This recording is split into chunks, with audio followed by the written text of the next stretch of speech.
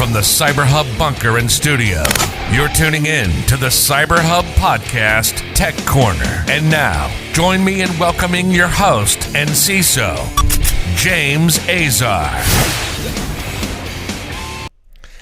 Hey folks, Veteran November, James Azar here. How are y'all doing today? I got a very, very special episode. Not everyone who serves in our military is male. We do have females in the service, and the bravest and finest women this country has ever done. Joining me today, Larci Robertson. She is the Senior Manager for Information Security. Larci, welcome to the podcast. Hi, James, and thanks for having me. I'm so excited. So folks, Veteran November, for those, if this is the first time you're listening to, if this is your first episode, it's 26 podcasts over the month of November. Sorry, Saturday's a day off. Get off your phones, get off your computers, go do something with yourself, like something other than computers and TV.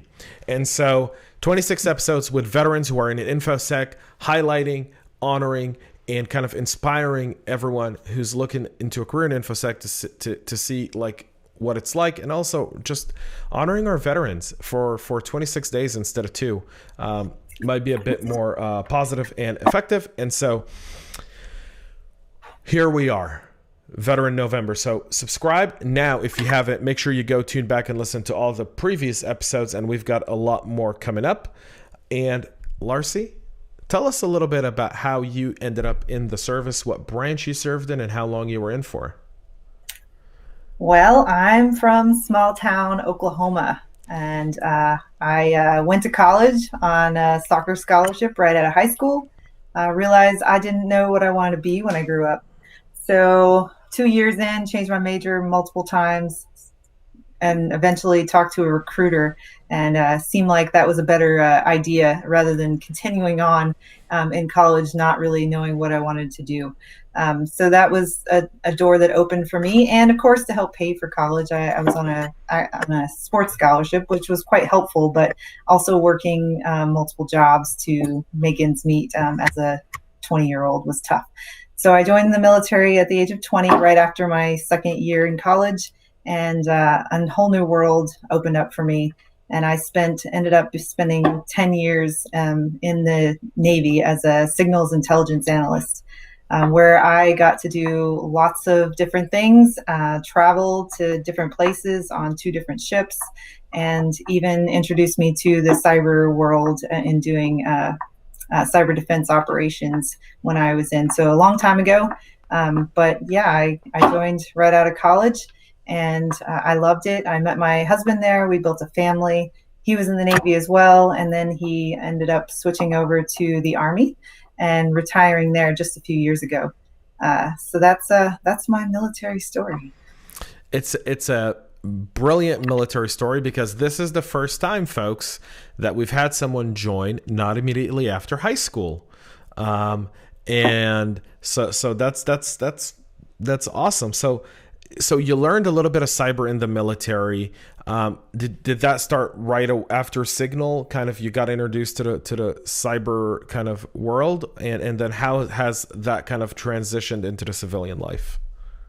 Well, I was signals intelligence at different duty stations, and then I was on a ship and got transferred to the Navy Cyber Defense Operations Command. I was actually a plank owner, and I have a fancy little plaque for it too. My husband and I both were stationed there together. He was an incident responder. Back then they called, they were CTMs before they switched them to network CTNs. And we both were there. I was what we would call the first cyber threat intelligence analyst, as a, signals intelligence with nodal analysis training. And so that was my introduction to it way back 2005. And then I went back into signals intelligence, back to a ship after that. And I really did enjoy that job. It was probably one of the very most rewarding and new and challenging duty station where I got to do the different things. I wasn't well liked because I was in charge of the entire block, the block list for the Navy. So that was always interesting to have me doing that, and people not really getting what they wanted when it came to, the way we were doing things. But things have come a long way. I'm sure they don't have someone that's hated like I was, me and my team. So it was fun. I really loved it. Like, would the chat room go quiet when you walked in? Like with your team, like all of a sudden you realized they were talking about like, internet censorship on the ship? Well, so I wasn't on the ship when I was doing that, but this is more of a, because I'm shore duty in a hole, you know how they do, but Yeah. throw you in there to do your job. So not many people in the Navy actually knew what we were doing. So until it affected them on a daily basis. I have some fun stories. That's awesome. So, one of the most difficult things for veterans always is transitioning from the military. And you were telling me earlier, you come from a military family. So you've kind of grown up, kind of embraced by people who've served our nation. And so the most difficult part that we see is kind of that transition from having purpose and structure in the military to becoming a civilian again. What was that transition like for you?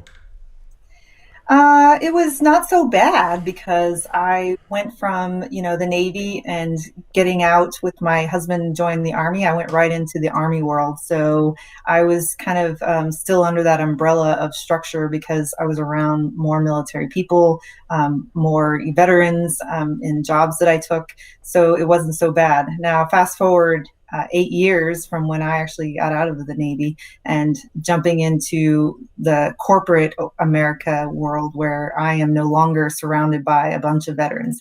It's a lot different. I realized that a lot of the acronyms that I knew were not the same. You think that there's a difference between Navy and Army acronyms, then throw in, civilian acronyms, it becomes a whole new world. Things that I thought I knew and later went, oh, that's not what they meant. So that a lot of different things, the expectations aren't always laid out like we had in the military. And so that's something that I really did kind of thrive in that environment where, we have a plan, we know who's doing what and when, and, we do it. We have a strategy. That isn't always the case in every corporate job that I've had. It's been very like, I guess block and tackle type atmospheres. So kind of when you look at, your transition from Navy to kind of being, in the Army hugging kind of environment, which a lot of people go through that, right? Especially in, I think people who come from Signal or IT, they either end up in kind of like the defense industrial complex where, you're working for one of the contractors, you go, for being enlisted to the contractor and you spend another decade or so, kind of still in that world of military. But then, that's Signal and InfoSec. We also know that some of our combat or people who were in other IT units who, could have been ship repair, could have been, mechanics, all of that. Once they leave the service, sometimes they find themselves a little bit lost, right? And so, right. We kind of see them trying to find purpose in their life, and sometimes they're not very successful. We obviously know a lot of the damning statistics around veterans, the 22 a day, the amount of homelessness and drug abuse and alcohol abuse that go on for a lot of the men and women who serve in our military. When you kind of did you find going to the Army and then from the Army into the civilian world, did you find that to be an easier transition, or was the transition also extremely sudden from going from the Army to the civilian, kind of going active duty to working in jobs with veterans and people who are in the service where there's that mutual respect, that code, that acronym, that kind of like understanding, to now all of a sudden I'm out and now I'm a civilian? I gained a huge appreciation for those sponsors. I don't know how many times you moved around, but you get assigned a sponsor at your next job where they're reaching out to you before you even come to let you know what you're going to be doing, where you're going to live, give you pointers on where to go for housing, for your kids for school or whatever. Imagine not doing that anymore because you show up in a new place that you aren't familiar with, jobs, you're not sure what you're going to do. You're going to go find one. You're kind of on your own. You don't have the military resources for job hunting in a new city if you're not near a base. So that was that was tough for me. I happened to move from Korea to Dallas.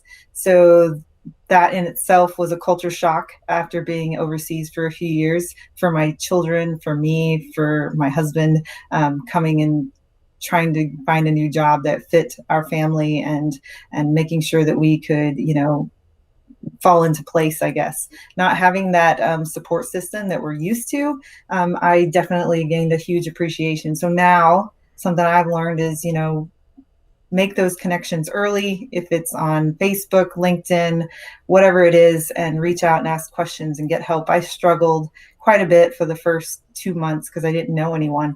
I knew no one. I was, living with family with my 2 children until my husband came.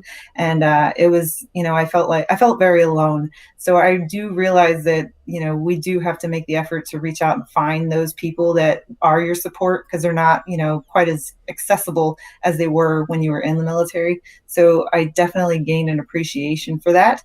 And I try to do my best when I see people online saying, hey, I need some help in this area, or I'm going here, ask them, answer questions that they may have.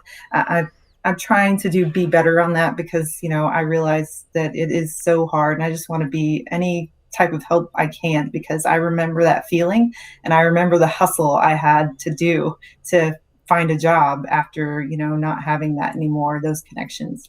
So that's definitely something I gained from that transition and what was so different for me.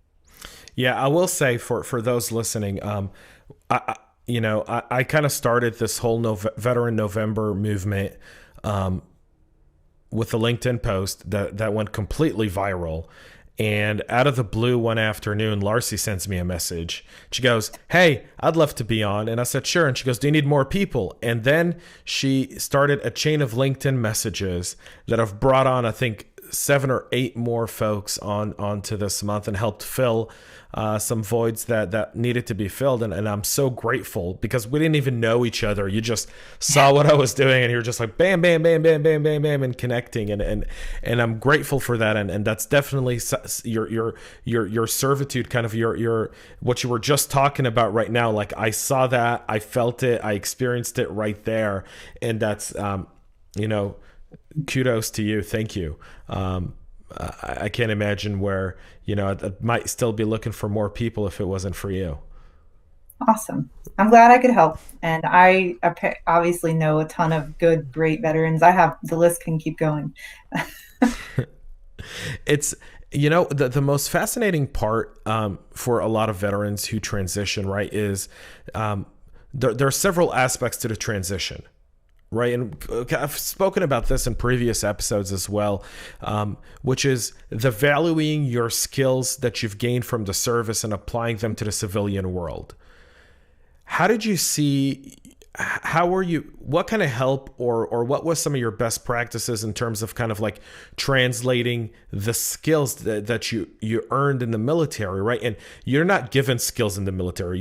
You earn every medal, you earn every raise, you earn every rank.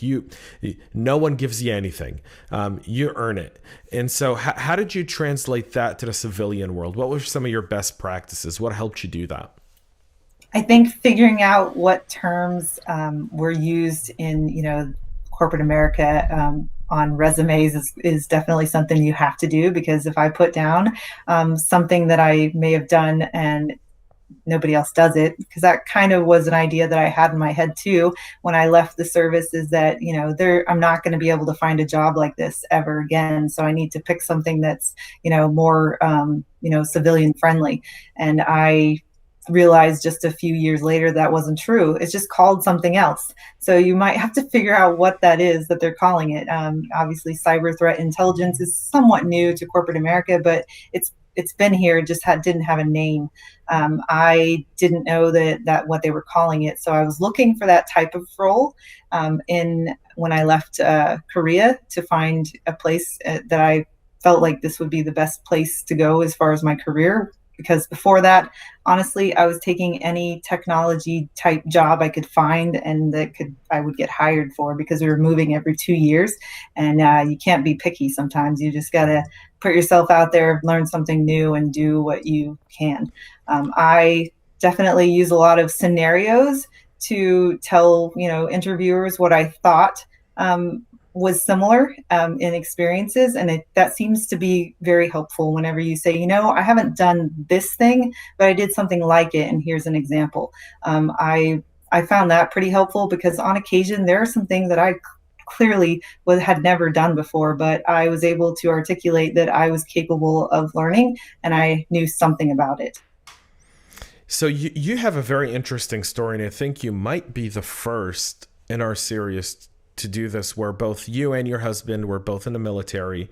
You met in the Navy. You remind me of my very good friend Patricia. She was actually at my place yesterday. She's now has her own company, and she's a subcontractor. She was also in the Navy. Met her husband in the Navy. Got married. Came back. They were in the Middle East. They didn't have the opportunity to be in Korea.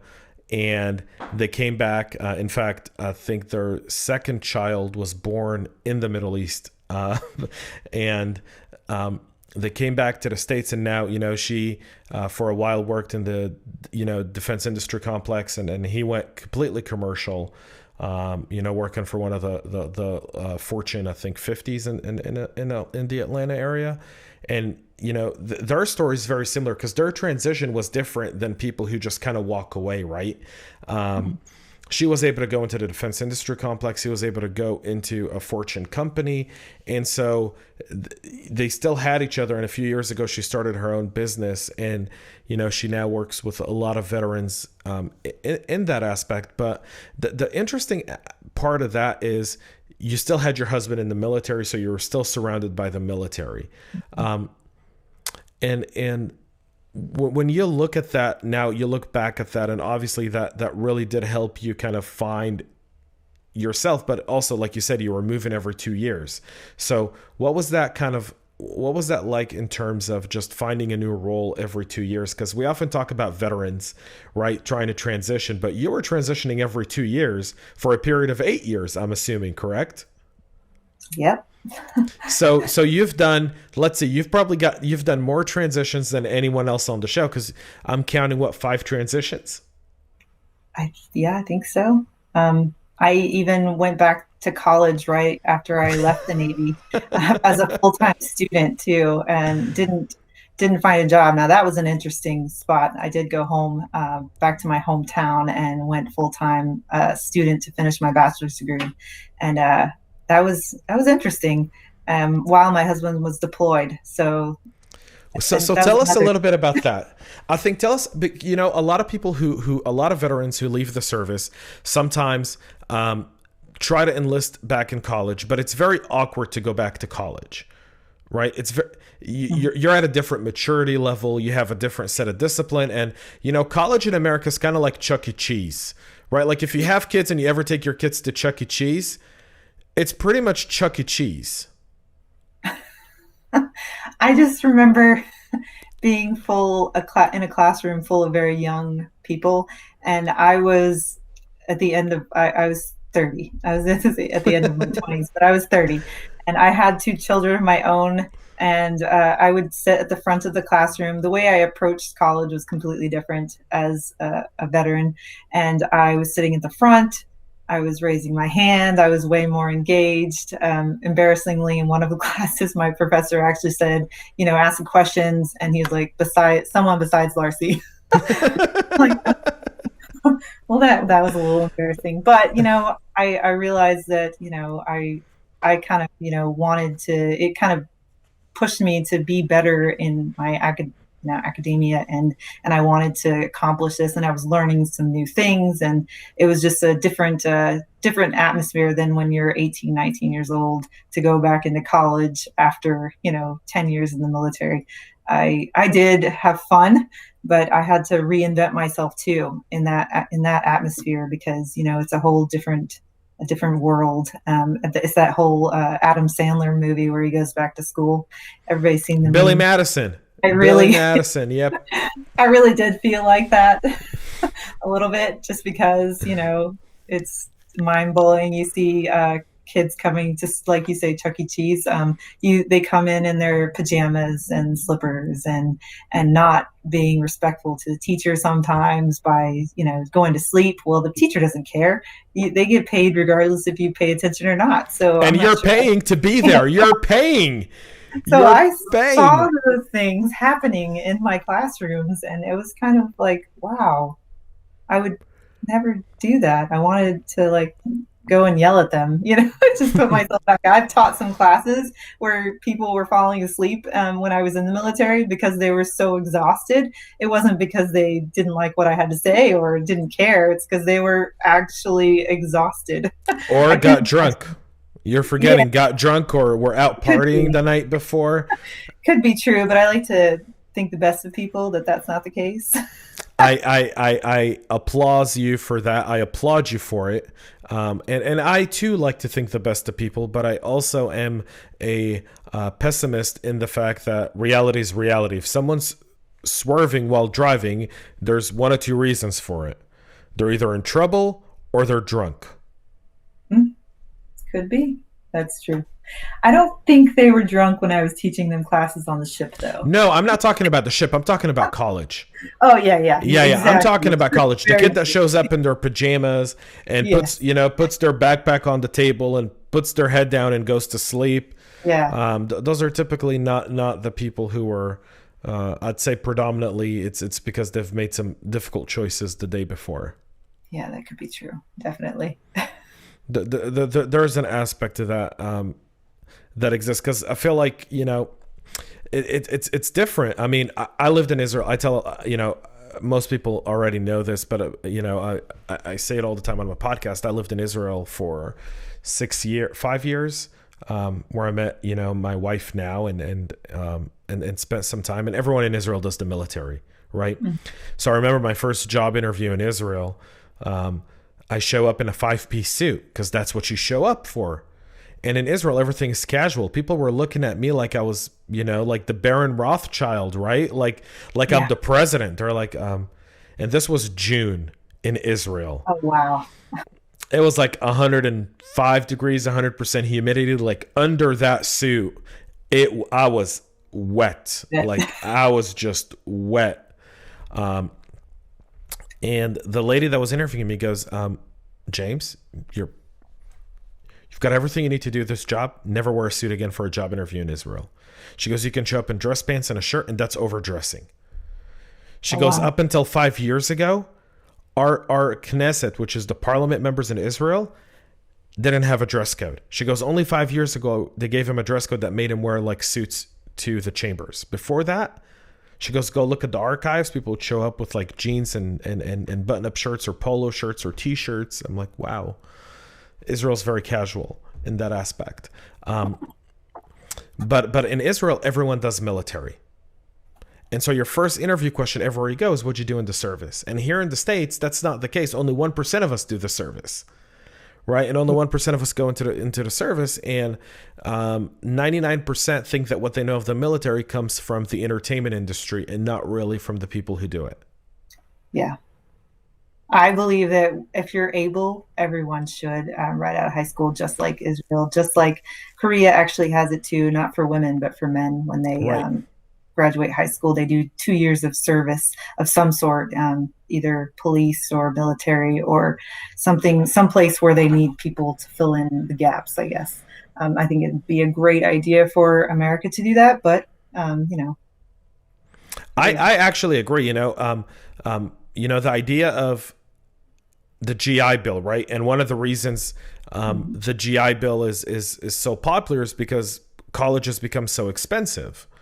Right. And college has become people leave college $100,000 in debt. Think that you're starting your life $100,000 in debt. I just can't. I can't wrap my head around it. I don't think I would ever even attempt at that, honestly. Right. That's a lot of money. And you're 22 years old. right? You don't have the maturity, which you have. How many 22-year-olds, when they leave college with a degree, no, at 18, you're supposed to make a decision as to what you want to do for the rest of your life. At 18. Right. In I Israel. gave myself 2 years to try to figure it out, and I couldn't do it. So I can't imagine how that happens. Yeah. I mean, that's the one thing where I've made the argument that if we just did a mandatory 2-year national service here, where everyone had to do something for 2 years, and this can go into healthcare, this can go into running a municipality. So think of all your municipality employees. Think of I wouldn't say necessarily police department. Israel's a small country of 9 million people, right? And so it's easier to enact service in countries where you've got, 9 million people, 30 million people. I think Korea is 30 million people. So it's a little different than 330 million Americans. And every state, Dallas is different from Austin. Austin's different from Houston. Houston's different from Oklahoma City, and Oklahoma City's different from Kansas City and Tucson and Phoenix, and hell, even California is different, right? Like San Diego's different from LA, and they're like 40 minutes apart. And then, LA is different from San Francisco, and San Francisco's different from Sacramento. Like, our nation is very different, but I think that's our advantage. And I think if we found some sort of way to do civil service here, it'd help us see each other differently. I think so. I think it would cure some of the divisions that have been, that exist. Because people would appreciate the country a little bit more. Yes, I think that is one of the things we gain as veterans, is going into, a different service and seeing the different people from all over the country and how different we are. I didn't realize that we were that different. I mean, I grew up in a small town. I didn't know about different jobs. It was eye-opening for that. Different people growing up in different environments, and even just climate can change the way they see things. Whenever we're going to a new place, never seen snow before. It's just different things. So if you imagine, if you're placed in an atmosphere with all of these different views, how that might impact you. I understand it a little more now. I'm more patient and understanding of people's ideas and their viewpoints. Not everybody gets that, which is why we are so divided, I think, when it comes to certain topics. Yeah, it's very hard to find the common ground when we can't find the commonality in all of us sometimes, and that's something Right. that the military does take care of. Okay, so we're almost out of time. So I want to ask you, and we didn't get to what you're doing today. So tell us a little bit about what you're doing today. We're going to go a little over, folks. Sorry, Larci's just very interesting. So, I don't think you guys are going to mind this. So tell us a little bit about what you're doing today.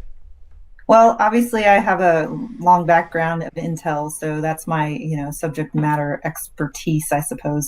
But now I'm doing a few different things, trying to learn different roles in information security. So I'm working with the AppSec team. I'm working with merger, acquisition, and divestitures, and I'm doing some project management for McKesson. And we are, just trying to make our network as secure as it can be. The mission always. So let me ask you this. That's one thing, Infosec, for those who are listening who may not be in Infosec and go, like, every job I've tried since I've left the service hasn't had any purpose. Infosec does give you that purpose. It really does. You feel like when you go to sleep at night, you know that you go to sleep well because you're doing a service, and you're helping keep this country safe, because this country is run by businesses, and these businesses, if they're just hacked and stolen from them, they wouldn't exist, and we wouldn't have jobs, and thus we wouldn't have an economy. And the other part of that is you feel like you wake up in the morning with also a sense of purpose, like you have that sense of purpose every single day. Yes, I agree, and I definitely need that. Yeah, I think when you're 10 years, you served a lot longer than I did. So 10 years is a very long time. So let me ask you this final question for the show. And then we'll have to say bye to Larci, but I promise we'll probably bring her back on to talk about, counter threat intel. Larci, so tell us, cyber threat intel. I'm sorry, I don't know why I said counter threat intel. I don't know. It's Friday. We're recording this on a Friday, and Halloween's tomorrow. Like, Like, I'm already thinking of all the trick-or-treaters and how I'm going to freak him out. I'm wondering how many, like, masks I should pull out. Oh, how many do you have? So cyber masks, I've got probably around 12 or 13 different cyber masks, but then I have really funny political masks as well. And then I've got a few like superhero masks. So I'm debating how I'm going to use my Ring doorbell to decide which mask I'm going to put on for every group of kids that come to the door. That's a good idea. Sounds like fun. Yeah, I'm thinking when I see the older folks, like the grandparents bring in the grandkids, I'm going to put on my Ronald Reagan one. Yeah. That's a good idea. That's funny. Right. So tell us one thing you loved about your military service. One thing I loved, traveling. It's probably my favorite thing, is seeing the world from a different lens, I guess, and having the opportunity to meet new and different cultures, and opening is eye-opening. So I'm very grateful for all the opportunities I was given. And then, of course, it set me up for my career today, of course, and I'm extremely grateful for that. So, that's my favorite thing, is traveling and, the opportunities it's given me. Love it.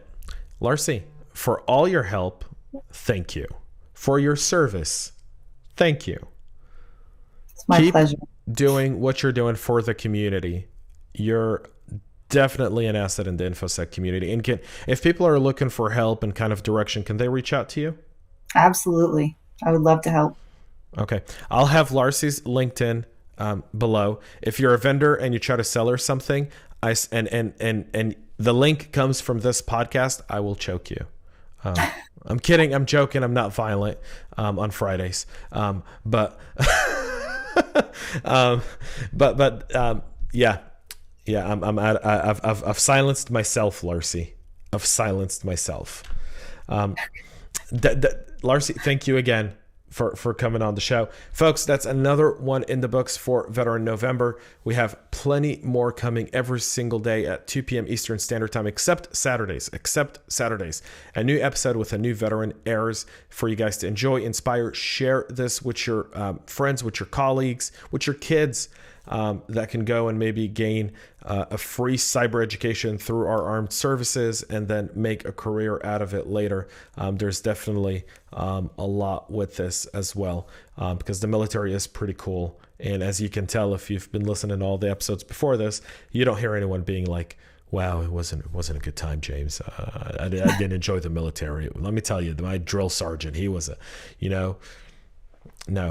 Everyone comes out of the military really with appreciation for what those men and women do. So that's it. Again, folks, thank you so much for Larci. Thanks so much for listening and tuning in. Make sure you subscribe to the podcast. We'll be back with more tomorrow. Until then, folks, stay healthy, stay cyber safe.